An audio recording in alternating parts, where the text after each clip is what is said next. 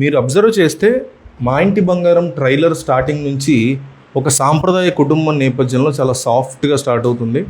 Hero తన ప్రేయసిని అంటే సమంతని ఇంటికి తీసుకురావడం, అక్కడ ఇంట్లో వాళ్ళందరూ ఆమెని పెళ్లి చూపుల తరహాలో నీ కులం ఏంటి, వంటొచ్చా, పాటలు పాడతావా, ఇట్లా ప్రశ్నలతో విసిగించడం ఇవన్నీ చూపిస్తారు.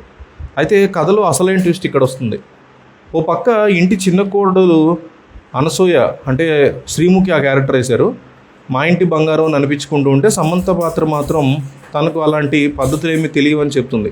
కానీ నా కుటుంబానికి ఏదైనా వస్తే నేను ఎంతవరకైనా వెళ్తాను అంటూ సమంత అసలైన విశ్వరూపాన్ని చూపిస్తుంది. అక్కడి నుంచి ట్రైలర్ యొక్క టోన్ పూర్తిగా మారిపోతుంది.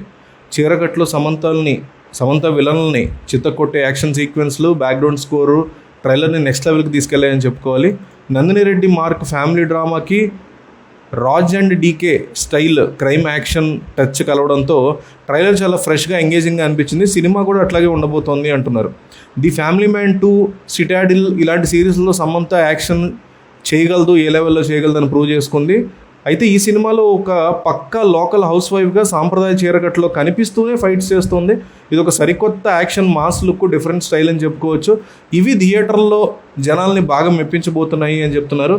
అట్లాగే ట్రైలర్లో సమంతను చూసి ఎవరో నేను ఎక్కడో చూసినట్టుందే అంటారు.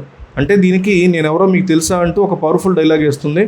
ఒక నార్మల్ సనాతన కుటుంబానికి సంబంధించిన కోడలికి ఒక ఫెరోషియస్ బ్యాక్గ్రౌండ్ ఉంటే ఎట్లా ఉంటుంది, ఆమె దాచినటువంటి ఆ సీక్రెట్ పాస్ట్ ఏంటి, ఇవన్నీ ఈ సస్పెన్స్ అంతా కూడా తెర మీద మనం చూసే ఛాన్స్ ఉంటుంది. అలాగే ఎమోషనల్ ఫ్యామిలీ డ్రామాలని డీల్ చేయడంలో నందిని రెడ్డి దిట్ట అని చెప్పుకోవచ్చు. అదే సమయంలో రాజ్ అండ్ డీకేలు డార్క్ కామెడీని కానీ యాక్షన్ థ్రిల్లర్స్లో కానీ వాళ్ళు స్పెషలిస్టులు. సో వీళ్ళిద్దరి కాంబినేషన్ కలవడంతో ఒక వినూత్నమైన ఫ్యామిలీ యాక్షన్ కామెడీగా ఈ సినిమా మారబోతోంది అంటున్నారు. ట్రైలర్లో వచ్చే బ్యాక్గ్రౌండ్ మ్యూజిక్, అలాగే ఇప్పటికీ హిట్ అయిన తస్సాదియే సాంగ్, ఇవన్నీ కూడా సినిమాకి పెద్ద యాసెట్స్గా మారబోతున్నాయి. సో ఎమోషనల్ సీన్స్కి, యాక్షన్ సీక్వెన్స్కి సంతోష్ నారాయణ ఇచ్చే మ్యూజిక్ థియేటర్లో ఒక మంచి ఎక్స్పీరియన్స్ ఇవ్వబోతుంది అంటున్నారు. సో బాటమ్ లైన్ ఏంటంటే మగవాడు ఫైట్ చేస్తే హీరో అంటారు, అదే ఒక హౌస్ వైఫ్ డైలాగ్ కొడితే భయపడతారు అనే తరహాలో సాగే ఈ సినిమా కొన్ని గంటల్లో రిలీజ్ కాబోతోంది. సో ఈ సినిమా మీద మీరు ఎక్స్పెక్టేషన్స్ ఏ రకంగా పెట్టుకున్నారు, మీరు ఎలా చూడాలనుకుంటున్నారు ఈ సినిమా అనేది కామెంట్ చేయండి.